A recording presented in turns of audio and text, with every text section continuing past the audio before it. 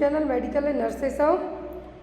आज की क्लास है हमारी MSN के टॉपिक को लेके। तो यहाँ पे आपको MSN के क्वेश्चंस के साथ में आपको कुछ क्वेश्चन एनाटॉमी के भी ऐड किए गए हैं। तो जो भी लोग क्लास में नए हैं प्लीज़ क्लास को ज्वाइन करें, और जिन्होंने अभी तक चैनल को सब्सक्राइब नहीं किया है प्लीज़ चैनल को सब्सक्राइब करके बेल आइकन बटन को ज़रूर प्रेस करें ताकि आपके कोई भी क्लासेस मिस ना हो पाए। तो आप सभी का एग्ज़ाम जैसे जैसे पास आते जा रहा है तो उतना टाइम भी आपके पास कम बचा हुआ है। तो बेस्ड ऑन आपके सिलेबस के अकॉर्डिंग ही यहाँ पे सभी क्लासेस ऐड की जा रही हैं, चाहे आपका कोई सा भी एग्ज़ाम हो।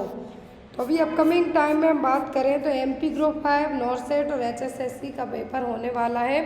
तेलंगाना के लिए भी एग्ज़ाम होने वाला है, बट अभी वहाँ की डेट है जो कंफर्म नहीं है। फिर भी आप अप टू डेट रहें, स्पेशली वेबसाइट पे बार बार चेक करते रहें।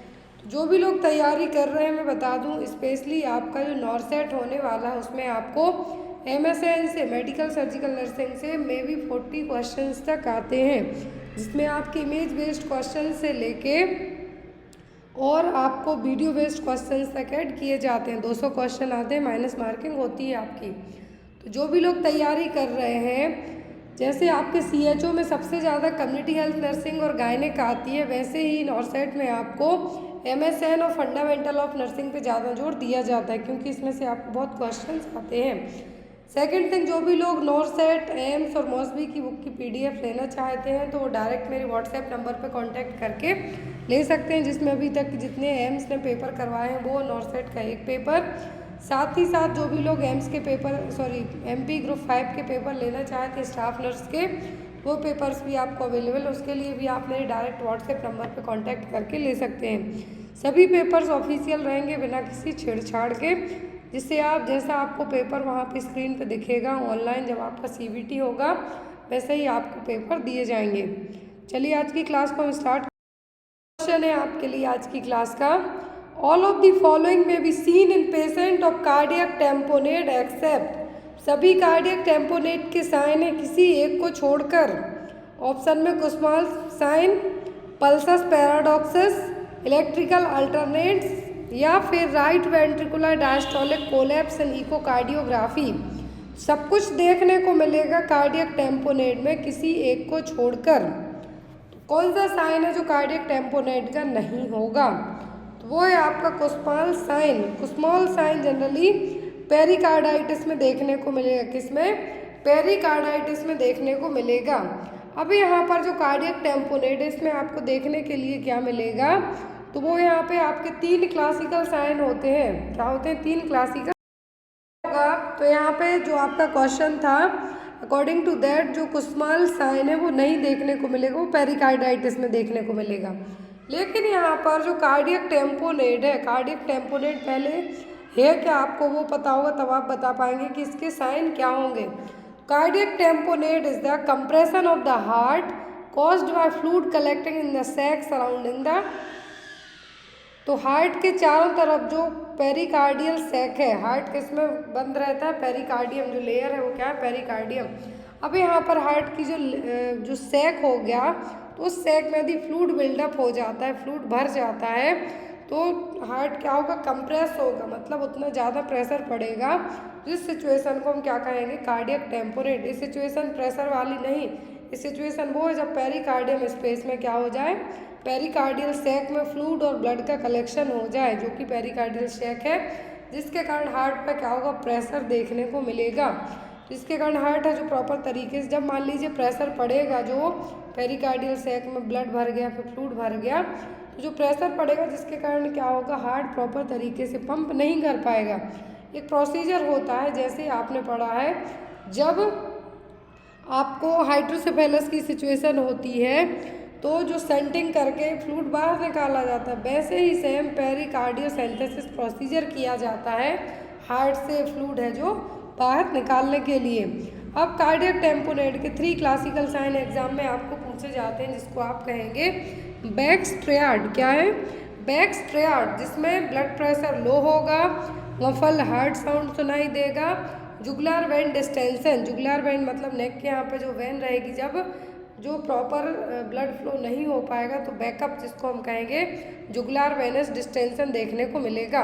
मफल हार्ट साउंड, BP का लो होना, jugular vein distension, 3 classical sign होंगे किसके, कार्डियक टेम्पोनेट के। कार्डियक टेम्पोनेट में होगा क्या, जो पेरिकार्डियल सैक है वहाँ पे या तो फ्लूइड का बिल्डअप हो जाएगा, ऑक्यूमुलेशन होगा, या फिर ब्लड का।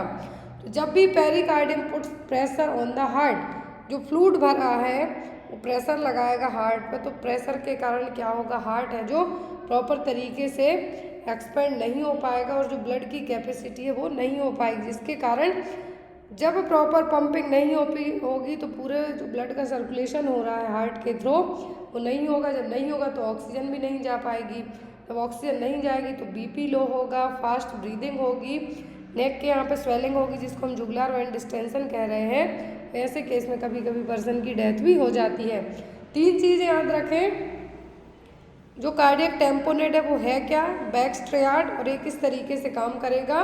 और कार्डियक टेम्पोनेट यदि इनकेस होता है तो जैसे थोरासेंथेसिस करके यदि लंग्स का जो प्लूरल स्पेस है वहाँ पर फ्लूइड एक्यूमुलेट होता है, थोरासेंथेसिस करके आप बाहर निकाल देते हैं उस फ्लूइड को, वैसे ही पेरिकार्डियोसेंथेसिस करके जब कार्डियक टेम्पोनेट में पेरिकार्डियम सैक में फ्लूइड भर जाता है तो उस फ्लूइड को बाहर निकाल के सब साइन है किसी एक को छोड़कर, तो कुस्माल साइन।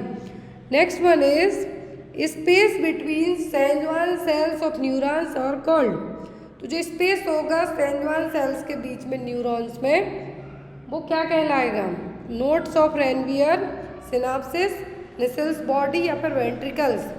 तो यहाँ पर न्यूरॉन्स में जो पूरी नर्व सेल होती है एक, तो उसमें क्या होगा, एक स्पेस होगा सेंजुअल सेल्स के बीच में, वो कहलाता है नोड्स ऑफ रेनवियर। ये देखिए ये रही सेंजुअल सेल्स, तो यहाँ पर जो स्पेस है इन 2 सेंजुअल सेल्स के बीच में, ये यहाँ पे देखिए क्या कहलाएगा nodes of Ranvier.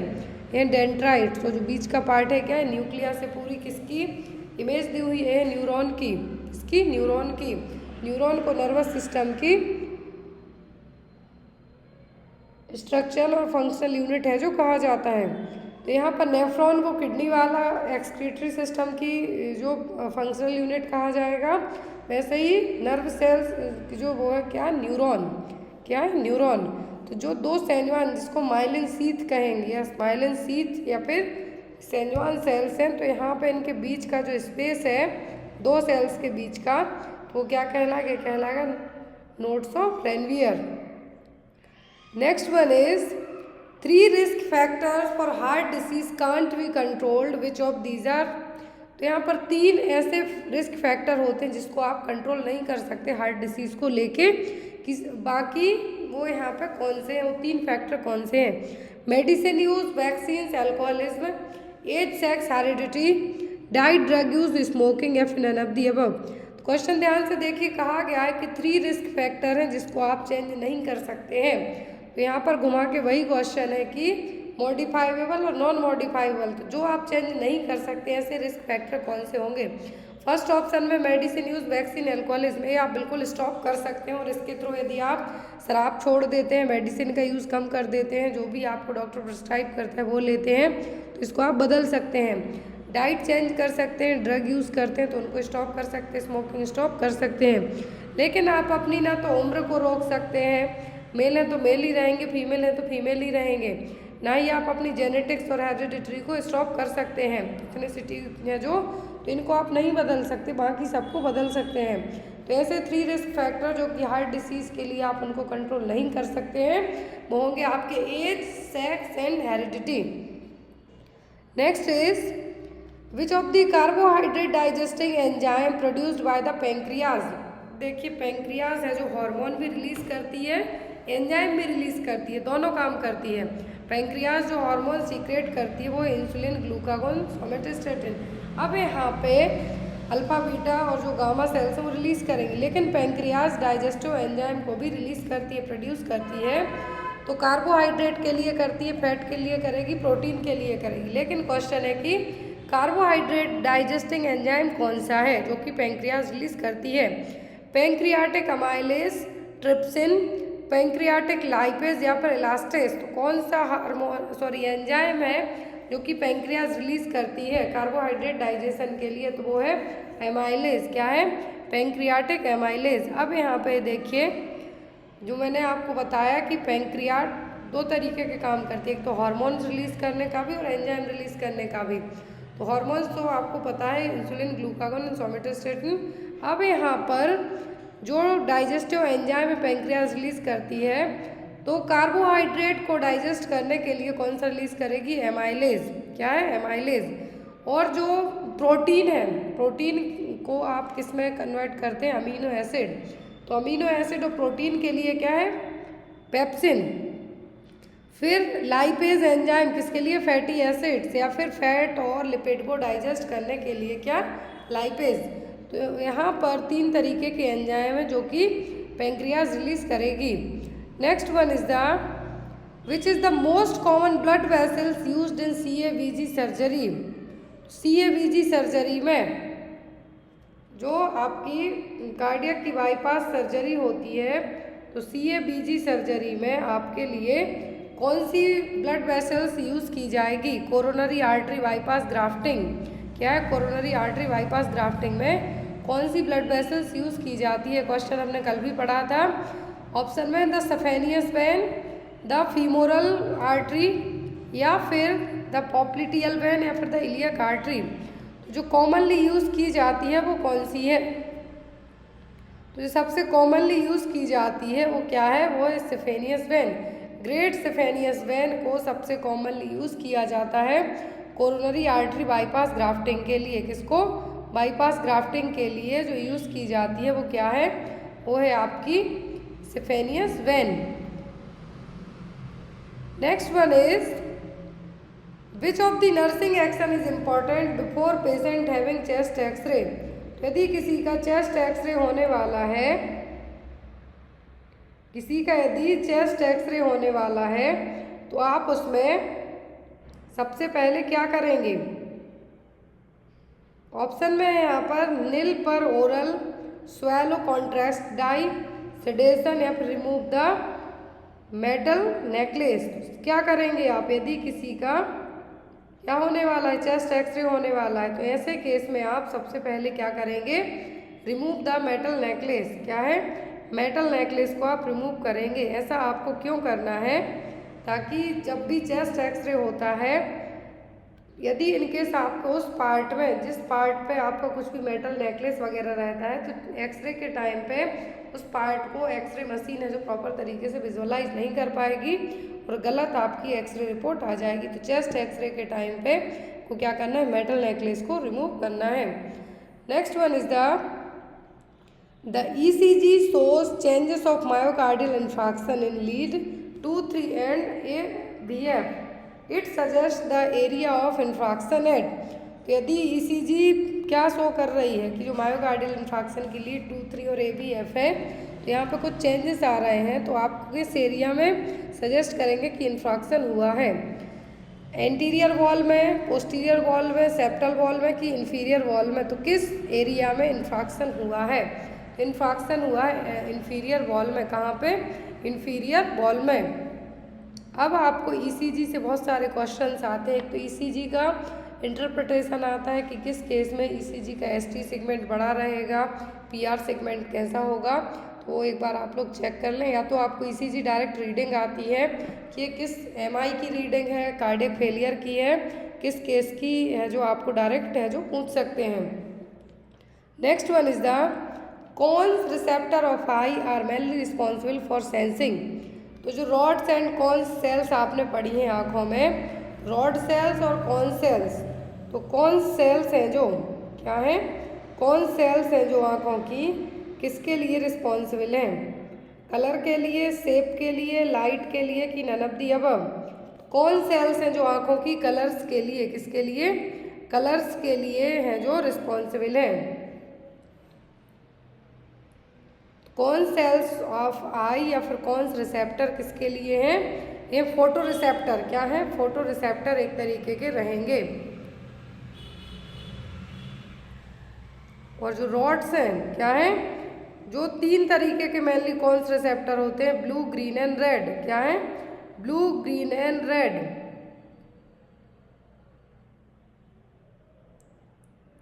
Cone cells का मेन काम क्या होगा? कौन का मेन काम यही होगा आपका कलर विजन। क्या है? Colour. Next one is the आपको आइस वाले पार्ट से सियारा चार्ट आ सकता है, जो कि कलर चेक करने के लिए, आपका कलर से रिलेट करती हुई प्रॉब्लम के लिए सियारा चार्ट यूज़ किया जाता है। विज़न इक्विटी के लिए है जो आपका स्नेलन चार्ट यूज़ किया जाता है। यहाँ पे मैंने ऐड नहीं किया है क्योंकि आपको कई बार पढ़ाया गया है, लेकिन आपको विज़न इक्विटी पूछें तो स्नेलन चार्ट 20 फीट है जो दूर करके आपको रीड आउट करवाया जाता है, और आपको सियारा चार्ट है जो कलर प्रॉब्लम को चेक करने के लिए यूज़ किया जाता है। Next one is the how should the nurse position the patient undergoing thoracentesis. Thoracentesis जो प्रोसीजर किया जाता है, इसमें पेशेंट को कौन सी पोजीशन दी जाएगी? सुपाइन, प्रोन, सिटिंग या फिर नीचेस्ट, कौन सी पोजीशन दी जाएगी थोरासेंथेसिस प्रोसीजर में? तो हमने आपको स्टार्टिंग में बताया था कि एक पेरिकार्डियल सिंथेसिस होगा। पेरिकार्डियल जो सैक है, फ्लूइड एक्यूमुलेट, ब्लड एक्यूमुलेट हुआ है, उसको बाहर ड्रेन करने के लिए। वैसे ही थोरासेंथेसिस प्रोसीजर होता है थोरेसिक कैविटी से फ्लूइड को बाहर निकालने के लिए। कहाँ से? थोरेसिक कैविटी से फ्लूइड को बाहर निकालने के लिए। अब यहाँ पर इसमें पोजीशन कौन सी देंगे? तो वो होगी सिटिंग पोजीशन। इस तरीके से ये देखिए, जो थोरेसिक कैविटी है यहाँ पर क्या है? थोरेसिक कैविटी हो गई यहाँ पे।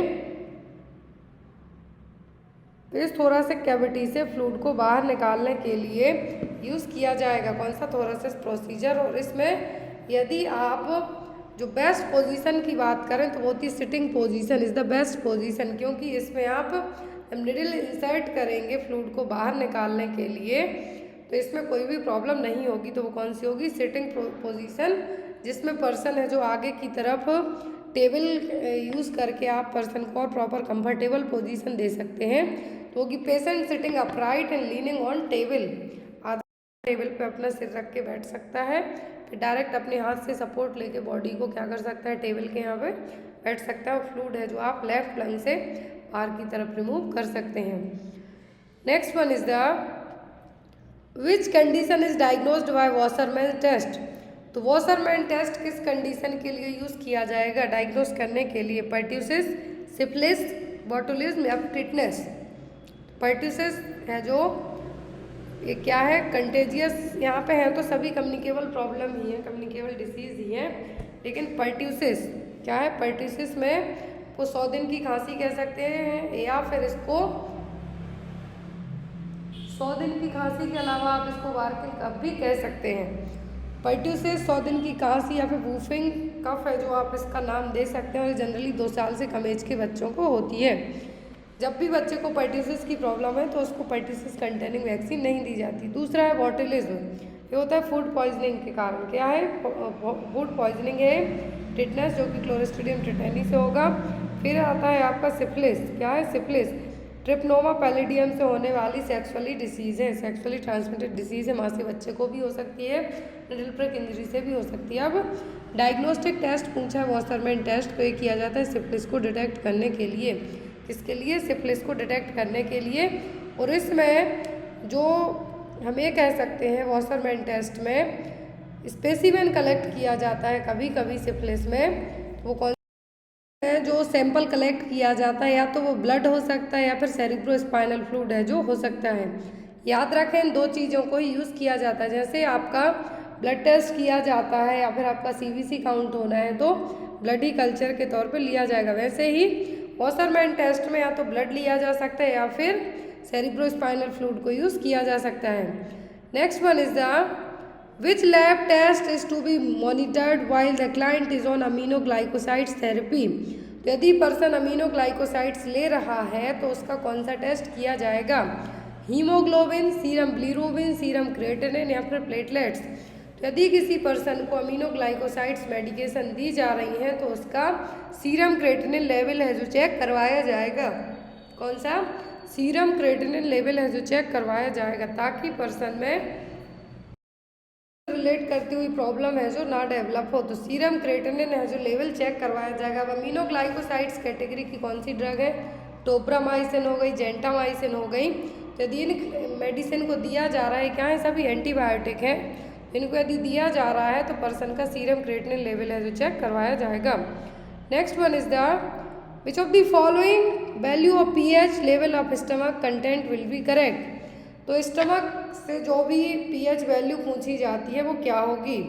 ऑप्शन में है यहाँ पे 7.35, 3.5, 7.0 या फिर 7.5।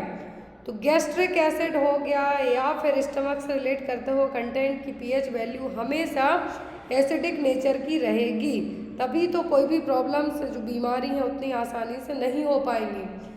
कुछ बैक्टीरिया वायरस हैं जो यदि आपके खाने पीने में जाते हैं तो एसिडिक कंटेंट के कारण मर जाएंगे। तो यहाँ पर स्टमक कंटेंट का जो पीएच वैल्यू होगी वो होगी 3.5। कितना? 3.5। यदि गैस्ट्रिक एसिड की पूछे तो 1.5 to 2.0 तक हो सकती है। लेकिन यदि इनकेस जो आपका पीएच लेवल क्या है, पीएच लेवल 3.5 आपका सभी स्टमक के जितने भी कंटेंट रिलीज होते हैं उनके लिए है, क्योंकि जो पीएच स्केल होती है below 7 acidic nature, above 7 alkaline nature. जैसे ब्लड का पीएच एल्कलाइन नेचर का होता है 7.35 to 7.45। जो वेजाइना से सीक्रेशन होगा उसका पीएच एसिडिक नेचर का होगा। क्यों? ताकि कोई भी इन्फेक्शन है जो इजीली ना हो पाए। तो ऐसे ही जो स्टमक का पीएच लेवल होगा वो कैसा होगा, स्टमक कंटेंट का होगा 3.5। Next one is the which organism is commonly cause the gas gangrene. तो गैस गैंग्रीन के लिए कौन सा ऑर्गेनिज्म है जो रिस्पॉन्सिबल होगा, इकोलाई, प्लाज्मोडियम, रूबेला या फिर क्लोस्ट्रीडियम। तो जो ऑर्गेनिज्म गैस गैंग्रीन कॉज कर सकता है वो क्लोस्ट्रीडियम प्रेफरेंस क्या है, क्लोस्ट्रीडियम प्रेफरेंस है जो गैस गैंग्रीन के लिए रिस्पॉन्सिबल रहेगा। Next one is gas gangrene की आपको इमेज आती है गैंग्रीन की, किसका पॉजिटिव एजेंट क्या हो गया, क्लोस्ट्रीडियम परफ्रेंस नाम का बैक्टीरिया। अब ये बैक्टीरिया क्या करेगा, कुछ ऐसी फॉल स्मेलिंग गैस को रिलीज करेगा जिसके कारण गैंग्रीन होगा। गैस फास्ट तरीके से काम करेगी तो इस कंडीशन क्या है, गैस गैंग्रीन। और इसमें एक जगह से दूसरी जगह तक है जो बहुत इजीली फैलेगा। ये इमेज आपको एग्जाम में नॉर्सेट में 2 बार आ चुकी है, तीसरी बार का हम नहीं कह सकते, चौथी बार है इस बार नॉर्सेट आती है या नहीं, बट इमेज पूछी जाती है कि है क्या है ब्लैक ब्लैक। तो ये क्या है, गैस गैंग्रीन, जिसके कारण इस्चीमिया होगा। और इवन कुछ केस में पर्सन का पैर भी या फिर जिस पार्ट में होता है उसको अलग किया जाता है। Next one is the which of the following drug is contraindicated in pancreatitis. तो पैंक्रेटाइटिस में कौन सी मेडिसिन है जो कॉन्ट्राइंडिकेट रहेगी, मॉर्फिन, मेप्रिडिन, डाइक्लोफेनेक या फिर स्पाज्मोपायरोक्सिन। कौन सी मेडिसिन है जो आप नहीं देंगे यदि किसी पर्सन को पैंक्रेटाइटिस है। पैंक्रेटाइटिस वाले पर्सन में आप मॉर्फिन सल्फेट या फिर मॉर्फिन कैटेगरी की ड्रग नहीं देंगे। क्यों नहीं देंगे, क्योंकि ओपियोइड इफेक्ट क्रिएट करेंगी। इसीलिए जो मॉर्फिन टैबलेट है जो कि एक नार्कोटिक पेन रिलीवर है, ओपियोइड पेन रिलीवर है, इसको जनरली सीवियर पेन को ट्रीट करने में यूज़ किया जाता है। और इसका जब आप पैंक्रेटाइटिस के केस में इस मेडिसिन को आप नहीं देंगे, क्या है, पैंक्रियास के केस में आप है जो मॉर्फिन को नहीं देंगे। Next one is which of the following is a specific investigation to detect the seizures. तो सीजर्स को डिटेक्ट करने के लिए कौन सा इन्वेस्टिगेशन किया जाएगा, CT scan, MRI scan, EEG, electroencephalogram या फिर एक्सरे। तो सबको पता है कि जो यदि जब सीजर्स आते हैं तब यदि सीजर्स क्या आते हैं, बार बार आ रहे हैं इन केस, तो ऐसे केस में क्या किया जाएगा, पर्सन का ईईजी किया जाएगा कि ब्रेन की जो एक्टिविटीज़ हो रही हैं वो प्रॉपर हो रही हैं नहीं, उन सीजर्स के कारण ब्रेन के कुछ इंटरनल डैमेज तो नहीं हुआ है, वो पता चलेगा किससे, ईईजी से। किससे, ईईजी से। Next one is in which stage of syphilis is considered as non contagious. तो सिफिलिस है जो किस स्टेज में कंसीडर किया जाएगा कि ये नॉन कंटेजियस है, मतलब फैलेगा नहीं। वो कौन सी स्टेज होगी जिसमें पता चलेगा कि है जो क्या है, फैलेगा नहीं। तो वो होगी टर्सरी स्टेज। कौन सी, टर्सरी स्टेज। अब देखिए यहाँ पे अकॉर्डिंग टू स्टेज एग्जाम में आपको आ सकता है प्राइमरी, सेकेंडरी, लेटेंट, टर्सरी और लेट स्टेज। 3 स्टेज है या फिर 3 स्टेज में से कौन सी स्टेज है जिसमें कंटेजियस नहीं होगा। सबसे ज़्यादा फैलने का खतरा होता है सेकेंडरी स्टेज में। किसमें, सेकेंडरी स्टेज में। स्टेज फर्स्ट में तो ओनली स्किन अल्सर होंगे, मसल पेन होगा, वीकनेस होगी, फटीग होगी, हेडेक होगा। लेकिन सिफिलिस का जो कंटेजियस मतलब एक से दूसरे को लगने वाला सिस्टम यदि हम कहें तो रेसिस के कारण सबसे ज़्यादा होगा, क्योंकि उन्हीं में फ्लूइड वगैरह भरेगा। तो mucosal damage, weight loss, heat, body temperature बढ़ेगा। लेकिन टर्सरी स्टेज में क्या होगा, इंटरनल ऑर्गन्स में डैमेज होना स्टार्ट होगा। क्या होंगे, इंटरनल ऑर्गन्स डैमेज होंगे, हार्ट अफेक्ट होगा, इंटरनल ब्लीडिंग होगी। टर्सरी स्टेज पे सिफिलिस फैलने का रिस्क है जो सबसे कम होगा। नॉन कंटेजियस मतलब फैलने वाली स्टेज नहीं होगी, वो होगी टर्सरी स्टेज। इसको हम लेट स्टेज भी कह सकते हैं। Next one is antipsychotics are usually administered through the following route except. तो एंटीसाइकोटिक्स ड्रग है जैसे कि हेलोपेरिडोल हो गया, जो मैनिया बाइपोलर को ट्रीट करने वाली मेडिसिन हो गई। तो सभी एंटीसाइकोटिक्स ड्रग को आप सभी रूट से दे सकते हैं, किसी एक को छोड़कर। ओरल दे सकते हैं हम, आईवी दे सकते हैं, आईएम दे सकते हैं। लेकिन सब क्यूटेनियस रूट से एंटीसाइकोटिक्स ड्रग हैं जो एडमिनिस्टर नहीं की जाएंगी। कौन से रूट से? सब क्यूटेनियस से एंटीसाइकोटिक्स ड्रग को एडमिनिस्टर नहीं करेंगे आप। ओरल, आईवी, आईएम दे सकते हैं लेकिन सब क्यूटेनियस नहीं। Next is which of the following neurotransmitter level is found reduced in depression। Depression के केस में कौन सा न्यूरोट्रांसमीटर है जो कम रहेगा, इसका लेवल डाउन जाएगा, इसीलिए 5-HT है जो मेडिसिन दी जाती हैं, रीअपटेक इनहिबिटर्स दिए जाते हैं। Serotonin, epinephrine, acetyl choline, glutamate. तो डिप्रेशन में जो न्यूरोट्रांसमीटर क्या होगा, रिड्यूस होगा, क्या होगा, कम होगा, तो वो होगा सीरोटोनिन। क्या है? सीरोटोनिन। तो यहाँ पर आपका आंसर क्या होगा, सीरोटोनिन। जो न्यूरोट्रांसमीटर्स हैं जैसे कि एड्रेनालिन हो गया, नॉर एड्रेनालिन, डोपामाइन, सीरोटोनिन, गाबा, एसिटाइल कोलिन, एंडोर्फिन्स, तो ये सब क्या है, न्यूरोट्रांसमीटर्स हैं। अब इन न्यूरोट्रांसमीटर का कम होने के कारण भी प्रॉब्लम्स होती हैं। तो इनकेस आपका क्या है, इनकेस आपको एड्रेनालिन, नॉर एड्रेनालिन का लेवल डिस्टर्ब होता है तो आपको क्या होगा, डिप्रेशन टाइप का होगा, एंजाइटी होगी। लेकिन यहाँ पे ऑप्शन की बात करें हम, सीरोटोनिन का लेवल क्या है, डिप्रेशन में सीरोटोनिन का लेवल कम होगा, जबकि मैनिया में बहुत हाई जाएगा। इसमें मैनिया में ज़्यादा जाएगा। गाबा है जो मेनली एंजाइटी अटैक के लिए रिस्पॉन्सिबल होता है, किसके लिए, एंजाइटी अटैक के लिए। Next one is which layer is responsible for vaso contraction and dilatation of artery. कल हमने आर्टरी की 3 लेयर पढ़ी थी, सॉरी वॉल की 3 लेयर पढ़ी थी, आर्टरी वॉल की। तो यहाँ पर एडवेंसिया, मीडिया और इंटीमा, तो कौन सी जो लेयर रहेगी आर्टरी के कॉन्ट्रैक्शन एंड डायलिटेशन के लिए रिस्पॉन्सिबल होगी, ट्यूनिका एडवेंटिया, तो ये तो सबसे बाहरी लेयर हो जाती है। फिर ट्यूनिका एक्सटर्ना हम इसको कहेंगे। ट्यूनिका इंटीमा जो कि ल्यूमेन शेप में रहेगी, जहाँ पे सबसे ज़्यादा जो हम ये कह सकते हैं लिपिड का डिपोजिशन होता है, तो क्या होती है, इंटरनल लेयर। लेकिन कॉन्स्ट्रक्शन और डायलेशन के लिए जो होगी वो होगी ट्यूनिका मीडिया और मिडिल लेयर ऑफ आर्टरी। तो डायलिटेशन के लिए पूछे और कॉन्ट्रैक्शन के लिए तो रिस्पॉन्सिबल क्या है, ट्यूनिका मीडिया, जो कि एक मस्कुलर लेयर है। फिर जो इंटरनल होती है, जो कि ल्यूमेन सबसे स्मूथ रहेगी, वो क्या है, इंटरनल इंटीमा। आउटर क्या है, और सबसे बाहरी वाली लेयर है ट्यूनिका एक्सटर्नल और tunica adventitia. Next one is people with albinism have a defect in tyrosinase, an oxidase that helps to control skin pigment production. In what epidermal layer is tyrosinase active? तो albinism वाले person आपने देखे पूरे white होते हैं, क्या होंगे, पूरे वाइट रहेंगे, उनके बाल से लेके हाथ, फिंगर सब कुछ वाइट रहेंगी, उनको क्या वो बोलेगा, एल्बिनिज्म।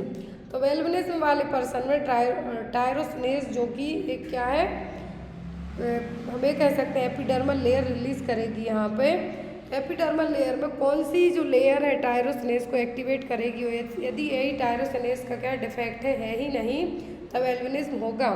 मतलब स्किन भी हमारी बॉडी के लिए इतनी ज़्यादा इम्पोर्टेंट है, तो लार्जेस्ट ऑर्गन इसीलिए स्किन कहलाती है। तो यहाँ पर जो एल्बिनिज्म वाला पर्सन है, क्या है पूछे, तो एल्बिनिज्म वाले पर्सन में किसका डिफेक्ट है, तो वो है टायरोसिनेज का। तो अभी टायरोसिनेज कौन एपिडर्मिस की कौन सी लेयर रिलीज करेगी, stratum lucidum, stratum granulosum, stratum basale या फिर स्ट्रेटम स्पाइनोसम। तो यहाँ पर एक ग्रुप ऑफ इनहेरिटेड डिसऑर्डर इसको हम क्या कहेंगे, एल्बिनिज्म, जिसमें पर्सन में मेलेनिन का प्रोडक्शन या तो होगा ही नहीं या फिर ना के बराबर होगा।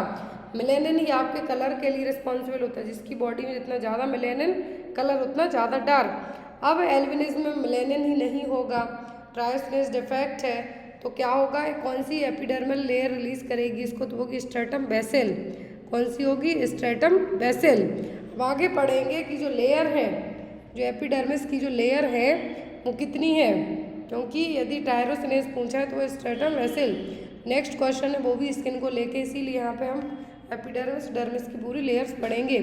नेक्स्ट क्वेश्चन है the inner most layer of the skin is the, inner most layer कौन सी है, डर्मिस, स्ट्रेटम ल्यूसिडम, एपिडर्मिस या फिर हाइपोडर्मिस। तो इनर मोस्ट लेयर है स्किन की वो है हाइपोडर्मिस। अब ये देखिए यहाँ पे आपका स्किन की जो लेयर है, स्किन की जो लेयर है सबसे आउटर लेयर कहलाती है epidermis. Your skin has 3 main layer, epidermis, dermis और हाइपोडर्मिस, जिसको हम सबक्यूटेनियस फेसिया कहेंगे। जैसे आपको क्वेश्चन यहाँ पे दिया गया है कि inner most layer of the skin, तो क्या है, इनर मोस्ट लेयर हाइपोडर्मिस को ही आप सबक्यूटेनियस लेयर भी कहेंगे। तो यहाँ पे एपिडर्मिस है जो 5 स्मॉल लेयर से मिलके बनेगी, made up of 5 small layer, जिसमें ब्लड वेसल्स, नर्व सेल्स नहीं रहती हैं। क्या है, ब्लड वेसल्स, नर्व सेल्स कभी भी एपिडर्मिस में नहीं होंगी। स्ट्रेटम कॉर्नियम जो कि आउटर मोस्ट पार्ट होगा किसका, एपिडर्मिस का। तो जो हम आगे लेयर्स पढ़ेंगे, यहाँ पे एपिडर्मिस की 5 छोटी लेयर हैं जो हम पढ़ेंगे। तो एपिडर्मिस में ना तो कोई ब्लड वेसल्स होती है ना ही नर्व सेल्स। डर्मिस जिसको हम ट्रू स्किन कहेंगे, फिर मिडिल लेयर भी कह सकते हैं, जिसमें ब्लड वेसल्स होंगी, नर्व होंगी, स्वेट ग्लैंड होंगी मतलब पसीने वाली ग्रंथि होंगी, ऑयल ग्लैंड होंगी, हेयर फॉलिकल्स होंगे। लास्ट आती है हाइपोडर्मिस जो कि सबक्यूटेनियस सबसे इनर मोस्ट लेयर कहलाएगी, जिसमें कनेक्टिव टिश्यू और एडिपोज टिश्यू रहेंगे। क्या है, कनेक्टिव टिश्यू और एडिपोज टिश्यू है। अब ये देखिए यहाँ पर जो हमने पढ़ा है 5 लेयर होती हैं किसकी, एपिडर्मिस की। तो फर्स्ट होती है स्ट्रेटम कॉर्नियम, फिर stratum lucidum, stratum granulosum, stratum spinosum and stratum basale. तो जो एल्बिनिज्म वाले पर्सन हैं, तो जिनमें मेलेनिन या तो प्रोड्यूस हो ही नहीं रहा है ना के बराबर हो रहा है, तो स्ट्रेटम बेसिल इसको क्या करती है, रिलीज करेंगी। फिर जो मिडिल लेयर है वो है डर्मिस, जिसमें ब्लड सेल्स भी है, नर्व सेल्स भी रहेंगी। फिर सबसे लास्ट वाली लेयर होती है जिसमें फैटी टिश्यू रहेंगे, कनेक्टिव टिश्यू रहेंगे, एडिपोज टिश्यू रहेंगे।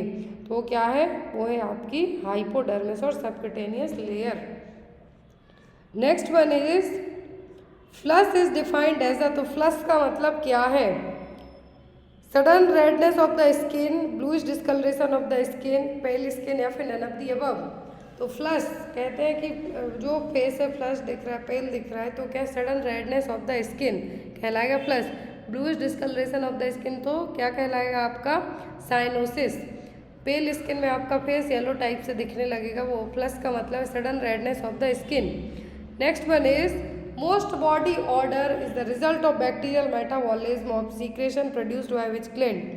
तो मोस्टली जो बॉडी का ऑर्डर है आपका पसीना जो स्मेल दे रहा है, किसी के पसीने से बहुत ज़्यादा स्मेल आती है, वही है most body odour is the result of bacterial metabolism the secretion produced by which gland, apocrine sweat, ceruminous, merocrine sweat या फिर सेबेसियस ग्लैंड।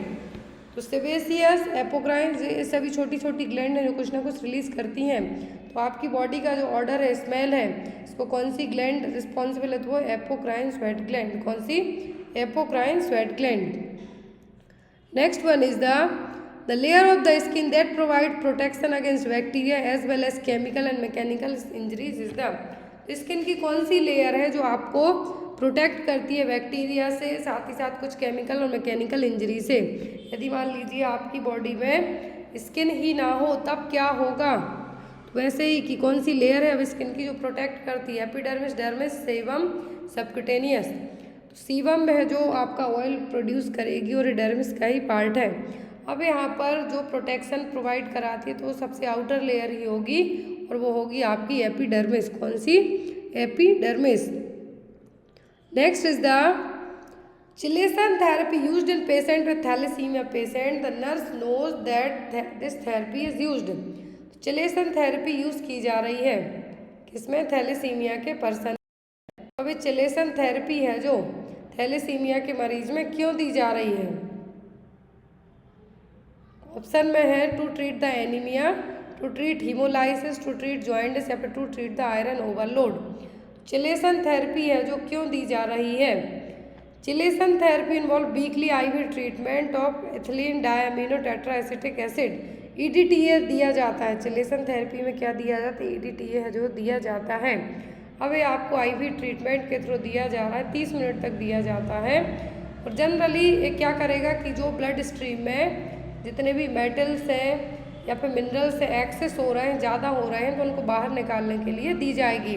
तो अब इनमें से अकॉर्डिंग टू ऑप्शन की आप बात करेंगे तो कौन सा है जो ज़्यादा होने के चांसेस होंगे यहाँ पे? तो जो यहाँ पर मेटल्स होंगे या फिर जो कुछ भी यहाँ पे हमें कह सकते हैं कि मिनरल्स होंगे, तो इनमें से वो होगा आयरन। आयरन यदि ओवरलोड हो रहा है तो उसको बाहर निकालने के लिए चिलेसन थेरेपी दी जाएगी। ये चिलेसन थेरेपी में क्या यूज़ किया जाता है? EDTA। क्या है? EDTA यूज़ किया जाता है, जिसके कारण जो आयरन ओवरलोड होता है यदि इनके इस पर्सन में, तो उसको हम बाहर निकाल सकते हैं। Next one is Cooley's anaemia is also known as. Cooley's anaemia आप किसको कहेंगे? Alpha thalassaemia, beta thalassaemia, sickle cell anaemia, फिर हीमोफीलिया। तो हीमोफीलिया में फैक्टर 8 और 9 जो क्लॉटिंग फैक्टर है उनकी कमी होगी। यहाँ पर जो कुलेज एनीमिया है, क्या है? कुलेज एनीमिया है, ये कहलाएगा बीटा थैलेसीमिया। क्या है? Beta thalassemia. जो बीटा चेन होगी, बीटा प्रोटीन चेन होगी, उसको क्या होगी? डिफेक्टिव रहेगी या फिर लैक रहेगी, मतलब होगी ही नहीं। बीटा चेन है जो नहीं होगी तो उसको हम क्या कहेंगे? कुलेज एनीमिया। और ये नाम पड़ा था डॉक्टर थॉमस बेंटन कुली के कारण, क्योंकि इन्होंने ही सबसे पहले इसके बारे में बताया था, इसलिए। Next one is which anticoagulant is a natural anticoagulant. तो कौन सा है जो आपकी बॉडी में नेचुरली ही रहता है, बाहर से देने की जरूरत कुछ केस में ही पड़ेगी। ऑप्शन में है यहाँ पे हेपेरिन, वारफरिन, EDTA या फिर सिट्रेट। हेपेरिन, वारफरिन, दो में से आपका कुछ एक आंसर है। तो मैं आपको बताती हूँ नेचुरल एंटीकोआगुलेंट, तो आपकी बॉडी में ना तो पहले से वारफरिन होता, ना EDTA, ना सिट्रेट। नेचुरली होता है आपकी बॉडी में हेपेरिन। क्या है? हेपेरिन, जो कि एक एंटीकोआगुलेंट है। अब हेपेरिन है जो आपकी बॉडी में पहले से ही है, मान लीजिए, आपको देने की उतनी ज़रूरत नहीं, क्योंकि जब भी आपका ब्लड क्लॉट, थक्का जमने में दिक्कत होती है, तब आपको पता चलता है कि हेपेरिन है या नहीं। यहाँ पे एंटीकोआगुलेंट नेचुरल ही है जो, वो क्या है? हेपेरिन। अब यहाँ पे रक्त का थक्का ना जमे इसलिए हेपेरिन का यूज़ किया जाता है। तो अब यहाँ पे हेपेरिन किस केस में आप नहीं दे सकते हैं या फिर किस केस में दे सकते हो? तो हेपेरिन आप प्रेगनेंसी में दे सकते हैं, क्योंकि प्लेसेंटा को क्रॉस नहीं करेगा। यदि हेपेरिन आपकी बॉडी में ओवरडोज होता है तो प्रोटामाइन सल्फेट से इसको ट्रीट कर सकते हैं। हेपेरिन को आप IV रूट से दे सकते हैं, ओरल नहीं दे सकते। लेकिन जो वारफरिन है, वारफरिन को आप ओरली ही दिया जाता है, प्लेसेंटा को क्रॉस करता है, इसलिए प्रेगनेंसी में आप इसको नहीं देंगे। और यदि इनकेस वारफरिन ओवरडोज हो जाता है तो विटामिन के या फिर फाइटोमेनाडियोन जो मेडिसिन है, देखिए आप इसके ओवरडोज को ट्रीट कर सकते हैं। और जो नेचुरली है आपकी बॉडी में, वो क्या है? Heparin. Next one is the prominent protrusion of sternum is known as. तो स्टर्नम है जो आपकी सामने की, जो इसको हम ब्रेस्ट बोन कहेंगे, तो आगे की तरफ प्रोट्रूड्स हो जाए तो क्या कहलाएगा? पेक्टस एक्सवेक्टम, पेक्टस कार्निएटम, फ्लेयल चेस्ट या फिर वैरल चेस्ट। तो फ्लेयल चेस्ट तो देखने को मिलता है कब? जब चेस्ट इंजरी हुई हो और रिब्स में फ्रैक्चर हुआ हो। बैरल चेस्ट देखने को मिलता है आपको एम्फाइसेमा के मरीज में। अब यहाँ पर है प्रोमिनेंट प्रोट्रूजन ऑफ स्टर्नम, ये देखिए स्टर्नम आगे की तरफ आ जाता है, तो ये कहलाएगा पेक्टस कैरिनेटम। जो ब्रेस्ट वेन है वो क्या होगी? किसी भी पर्सन की है जो क्या तरफ होगी, तो ये क्या होगी? आगे की तरफ आउटवर्ड होगी, तो यह पेक्टस कैरिनेटम। यदि किसी पर्सन की ब्रेस्ट बोन क्या होगी? अंदर की तरफ होगी, तो ये क्या कहलाएगा? वो कहलाएगा आपका pectus excavatum. Next one is in order to promote surfactant release the nurse should instruct the patient to perform which of the following option. तो सर्फेक्टेंट की ज़रूरत क्यों होती है? क्योंकि जब बच्चे की मान लीजिए बच्चे की जब डिलीवरी होती है तो उसकी बॉडी में सर्फेक्टेंट नहीं होती, इसीलिए उसको आरडीएस होने के चांसेस सबसे ज़्यादा होते हैं। तो यहाँ पर भी सर्फेक्टेंट को आपके लंग्स रिलीज करें, उसको प्रमोट करने के लिए आप क्या करने को कहेंगे? Coughing exercise, deep breathing exercise, diaphragmatic breathing या फिर पर्स्ड लिप ब्रीदिंग। तो आप किस केस में है जो यदि सर्फेक्टेंट ज़्यादा रिलीज करने के लिए कहते हैं तो वो कि डीप ब्रीदिंग एक्सरसाइज, जिसके आपके लंग्स क्या होंगे? मजबूत बनेंगे, साथ ही साथ सर्फेक्टेंट को रिलीज करेंगे ताकि आपको कोई भी इन्फेक्शन बहुत ईजीली ना हो पाए। Next is which of the following is the most common facial fracture? सबसे कॉमन फेशियल फ्रैक्चर कौन सा है? Nasal bone fracture, frontal bone fracture, maxillary bone fracture या फिर मैंडिबुलर फ्रैक्चर? तो सबसे कॉमन फेशियल फ्रैक्चर होता है नेजल बोन फ्रैक्चर। कौन सा? Nasal bone fracture. Next one is the neural tube defect among newborn can be prevented by providing. तो NTD को आप कैसे प्रिवेंट कर सकते हैं? क्या देके? Iron to the mother in the third trimester, folic acid to mother in the first trimester, iron और folic acid throughout the pregnancy, या फिर vitamin K to the mother in the first trimester. सबसे पहली चीज़ neural tube defect है क्या? तो pregnancy जब आप कंसीव करते हैं तो सबसे पहले न्यूरल ट्यूब बनेगी। क्या बनेगी? सबसे पहले न्यूरल ट्यूब बनेगी, तो उसको ज़रूरी होती है उसकी ग्रोथ के लिए फॉलिक एसिड की।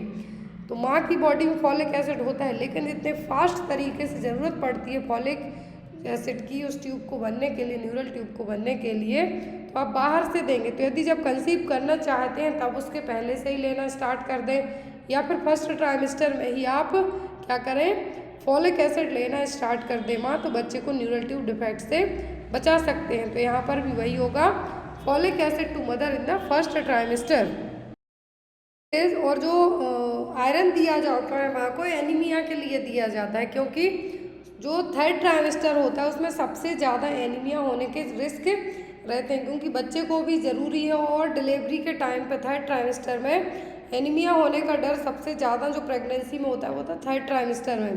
फिर यहाँ पे फर्स्ट ट्राइमेस्टर में तो फॉलिक एसिड दिया जाता है, लेकिन जब 4 महीने कंप्लीट हो जाते हैं उसके बाद डॉक्टर आपको आयरन की टैबलेट देना भी स्टार्ट करते हैं। डिलीवरी होने के इवन 6 मंथ तक आपको कंटिन्यू करके रखते हैं कैल्शियम और आयरन की tablet. Next one is the Mister Sharma developed features of depression after his divorce, here divorce considered as. तो यहाँ पर मिस्टर शर्मा का डिवोर्स के कारण डिप्रेशन में चले गए वो, तो अब यहाँ पर डिवोर्स ने कौन से फैक्टर को कंसीडर किया है? प्रेसिपिटेटिंग, परपिचुएटिंग, प्रीडिस्पोजिंग या फिर पर्सनालिटी फैक्टर। कौन से फैक्टर को यहाँ पे मिस्टर शर्मा के डाइवोर्स के लिए रिस्पॉन्सिबल माना जाएगा? आप लोग भी मार्क कीजिए कि कौन सा फैक्टर है। तो यहाँ पर जो फैक्टर कहलाएगा वो कहलाएगा परपिचुएटिंग फैक्टर। कौन सा? परपिचुएटिंग फैक्टर। मतलब परपिचुएटिंग फैक्टर का मतलब कि ऐसी चीज़ जिसको वो रोक सकते थे, something that should be stop, जिसको वो रोक सकते थे और उसके कारण वो डिप्रेशन में जाने से भी बच सकते थे, तो क्या हो गया? परपिचुएटिंग फैक्टर। मान लीजिए आप कोरोना से बच सकते थे, लेकिन आपको कोरोना हुआ क्यों? आप भीड़ भाड़ में गए। वैसे ही डाइवोर्स आप ना होने देते तो आप डिप्रेशन में जाने से बच सकते थे, तो ये क्या होगा? परपिचुएटिंग फैक्टर। प्रेसिपिटेटिंग फैक्टर, ऐसे फैक्टर जो किसी डिसीज़ को और बढ़ावा देंगे, किसी प्रॉब्लम को और बढ़ावा देने का काम करेंगे। प्रीडिस्पोजिंग फैक्टर मतलब है और ज़्यादा प्रॉब्लम क्रिएट करेंगे। ऐसे ही यहाँ पर डिप्रेशन मतलब जिस चीज़ को आप रोक सकते हैं, वैसे फैक्टर डिवोर्स होने को रोक सकते थे आप, जिसके कारण आप डिप्रेशन में ना जाते, तो वो कहलाता आपका perpetuating factor. Next one is the theme for this year's nurses day 2023। 2023 में नर्सेज डे की थीम क्या है? A voice to lead, invest in nursing and respect right to secure global health, voice to lead, a vision for future health care, nursing the world to health, our nurses our future. 2023 में हम हर साल अंतर्राष्ट्रीय nurses दिवस कब मनाते हैं? 12 मई को। जब हम हर साल 12 मई को नर्सेज डे मनाते हैं इंटरनेशनल तौर पे, तो जो INC international nursing council decide करता है नर्सिंग डे की थीम। 2023 की थीम है आपकी आवर नर्सेस आवर फ्यूचर। क्या है? Our nurses our future. Next one is what kind of prevention is needing for infants birth to 6 month child from the following option. तो यदि infancy period मतलब जन्म से लेकर 6 महीने तक कौन से प्रिवेंशन है जो आप बच्चे के ऊपर करेंगे? Never shake the infants, use gates as its steps and stairways to protect from falls, turn pot handles away from edge of stove, keep matches and light out of reach of children. First thing कि बच्चे को आप gate या फिर step से लेके जाते हो, खुद से तो जा नहीं सकता, आपको ही लेके जाना पड़ेगा। पॉट हैंडल को स्टोव के पास से दूर रखें, ना तो गैस तक पहुंच पाएगा 6 महीने का बच्चा।